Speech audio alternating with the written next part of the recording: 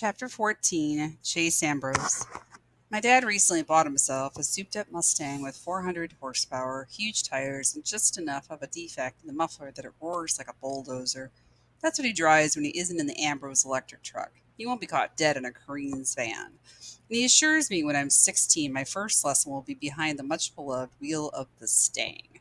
I hope not, I tell him, because I won't be able to make out a single word over the engine noise.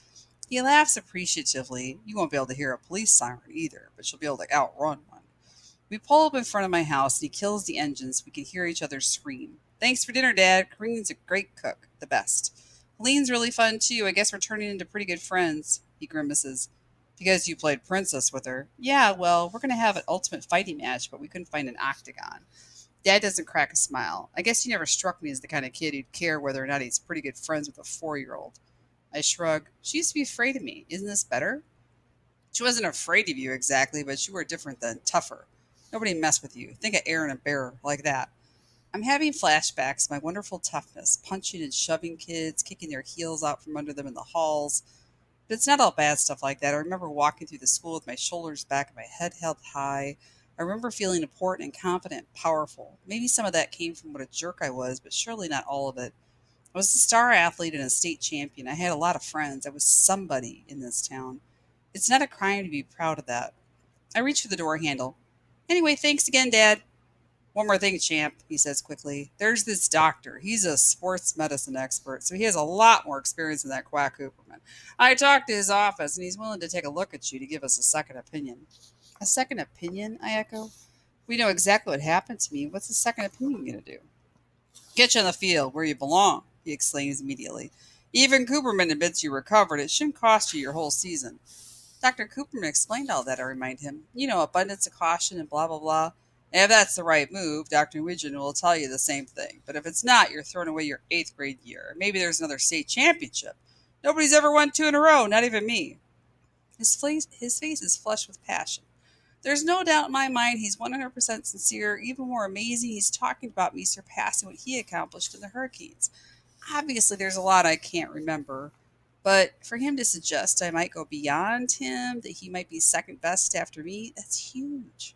How could I not see this Junior guy? He's a specialist, which means he knows more about sports injuries than anybody, including Dr. Cooperman. If he gives me the okay to play, then nobody can stop me. I'll tell Mom, I promise. God, no, he explodes. When I gawk at him, he adds, We don't want her to worry. She's got enough on her mind. I'll take it, Dr. Norwegian. And when he gets all clear, we'll find a way to bring her up to your mother. I don't want to get my hopes up too high. You mean if we get the all clear? I amend. Whatever, but I've got a good feeling about this, champ. You'll have your old life back before you know it. My old life? I allow my mind to sift through the idea. I'm excited to play football, but what I really crave is the chance to be me again, to make up with my best friends and fence with the team. Those feelings of self assuredness and pride won't just come from memories anymore. It could all happen very soon. Bear snatches the pass out of the air, hugs the ball close to his body, and executes a lightning spin move around a lady pushing a baby carriage on the sidewalk. Watch it, she barks as the startled baby begins to scream. Sorry, I shout over my shoulder, and we continue along Portland Street, tossing the ball between the three of us. I'm not back on the team yet, but no one said I couldn't play a friendly game of catch as we make our way to community service. The friendly part is just for us. It doesn't include our fellow pedestrians who run for their lives when they see us coming. Hey, cut it out! Watch what you're going! That's my head you almost took off! A 10-year-old kid lets loose a string of obscenities when we knock him off his bike. You kiss your mother with that mouth? Aaron crows gleefully. Laughing, I haul the kid and his bike upright and turn back just in time to see the ball screaming at my face. At the last second, I reach up and pick it out of the air. Not bad, I think to myself. Maybe I really am the star everyone says I used to be. Aaron and Bear are all power and no finesse. Aaron's even kind of a butterfingers. He's constantly running into the road after the bouncy ball amid squeaking brakes and honks of outrage. But I seem to have some real skills and what Dad would call good hands. Great catch, Ambrose, Aaron bellows. Now you see how much the Hurricanes need you. I grin, but don't tell him about the appointment Dad's going to set up with Dr. DeJuan.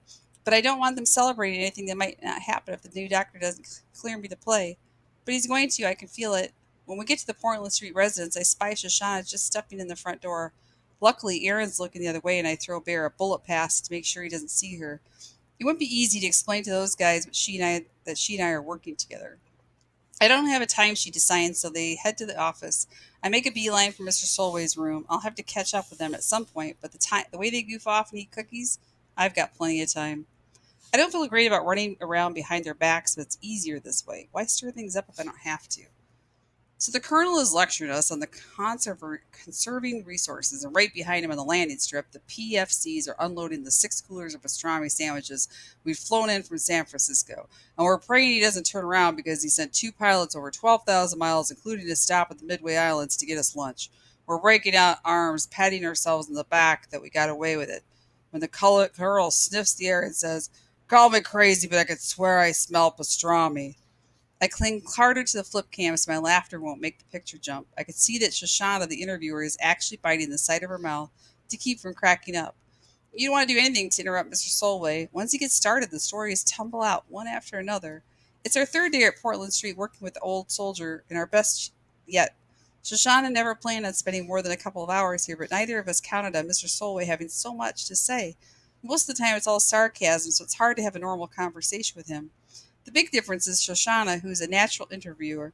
She's so genuinely interested that she brings out the best in Mr. Solway. Some of the stories are sad, like losing friends in battle or having to rescue children orphaned by the war. Some are uplifting, the work of medics and nurses and the incredible heroism of ordinary soldiers. But amazingly, in the middle of all that suffering and violence, a lot of funny stuff happened too, like the pastrami incident or the time General MacArthur's laundry was sent to their post by mistake, and they used his silk boxer shorts as party hats on New Year's Eve. I get the impression that Mr. Solway was the Army's version of a class clown, which doesn't really match the cranky old geezer he is now, or maybe it does. I think of his mistrust of authority figures like doctors and administrators. He saw almost as many of those during the war as he does today in assisted living. After he took out that tank, he spent 5 weeks in the hospital. He was nearly court-martialed for running an illegal gambling operation. He filled empty IV bags with helium and took bets on balloon races. While he's telling it to Shoshana, he's roaring with laughter. His face is pink with the joy of the memory. I had $50 in the hot water bottle. That was a lot of money in those days. This crazy Texan threw a hypodermic needle like a dart and brought me down with 3 feet shy of the finish line. I was never so mad at anybody in my life, but I paid up. At least I was going until the MPs raided the game. Party poopers. Engrossed in the story, I nearly missed the twin gasps from the hall. I glanced over my shoulder to spy Aaron and Bear standing in the doorway, staring in bewilderment. Busted. "Let's take a break, okay?" I set down the camera and joined them outside. "What gives?" Bear demands. "First, you come with us to community service when you don't even have to. That's bad enough. But now you're making a movie about the place? It's for Video Club. And with Shoshana Weber?" Aaron cuts me off. "Her stupid family got us sentenced to the Graybeard Motel." "Maybe I'm trying to make things right with her," I defend myself. "Maybe if I help her with the project, the family will be in a more forgiving mood." "Yeah, that'll work," Aaron snorts. "Listen, man, you might not remember how much the Webbers hate our guts, but I do. If it was up to them, we wouldn't be on community service. We'd be on death row. But hey, it's all good if you want to spend your time with people who curse the day you were born instead of your true friends. It's not like we could stop you." I'm torn. On the one hand, I'm not doing anything wrong. Still, I've kind of brought this on myself by covering up the fact I'm working with Shoshana.